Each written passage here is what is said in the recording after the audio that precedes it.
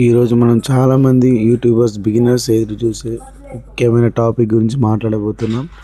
అదే YouTube monetisation. అసలు monetisation ఎలా అవుతుందో మీకు ఈ వీడియోలో వివరంగా చెప్తాను. వీడియో మాత్రం స్కిప్ చేయకుండా చూడండి. స్కిప్ చేస్తే మీకు ఏం అర్థం కాదు. స్కిప్ చేయకుండా లాస్ట్ వరకు చూడండి. అసలు మానిటైజేషన్ ఎలా అవుతుందో నేను చెప్తాను. ఫస్ట్ అయితే మనం న్యూ ఛానల్ అయితే క్రియేట్ చేసుకోవాలి. యూట్యూబ్లో వైటీ స్టూడియో అయితే మీరు డౌన్లోడ్ చేసుకోవాలి. డౌన్లోడ్ చేసుకున్న తర్వాత అందులో కూడా మీరు ఛానల్ లాగిన్ అవ్వాల్సి ఉంటుంది. అక్కడ ఫిఫ్త్ ఆప్షన్లో ఎర్న్ అనే ఉంటుంది.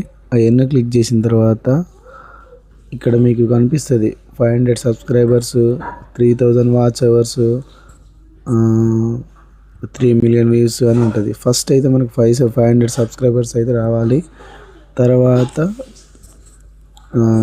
వాచ్ అవర్ రావాలి, 3000 వాచ్ అవర్ రావాలి. 500 సబ్స్క్రైబర్స్ ఉండాలి, 3000 వాచ్ అవర్స్ ఉండాలి. అది 365 డేస్లో. అయితే మన షార్ట్ వీడియోస్కి అయితే 3 million వ్యూస్ రావాలి.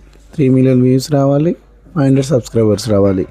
అప్పుడే మనకు మానిటైజేషన్కి అయితే ఎలిజిబుల్ అవుతారు. అప్పుడు మనము ఎర్నింగ్స్ అయితే స్టార్ట్ చేయొచ్చు. ప్లే స్టోర్లో ఉంటుంది, క్రోమ్లో కాదు. మీరైతే వీడియోస్ రెగ్యులర్గా అప్లోడ్ చేస్తూ ఉండాలి. ఇది వాచ్ అవర్ అంటే ఏంటంటే ఒక 10 మినిట్స్ వీడియో పూర్తిగా చూసినట్లయితే దాన్ని వాచ్ అవర్కి కింద కన్వర్ట్ చేస్తుంది యూట్యూబ్.